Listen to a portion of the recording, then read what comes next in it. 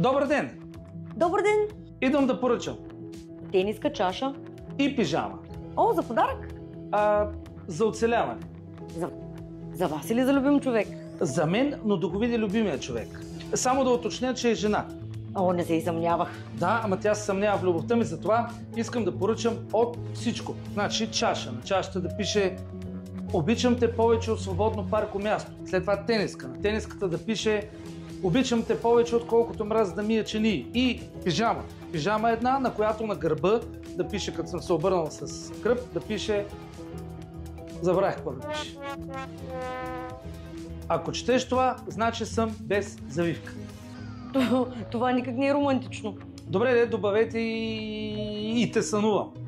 Или направо напишете "Толкова те обичам, че спя на ръба".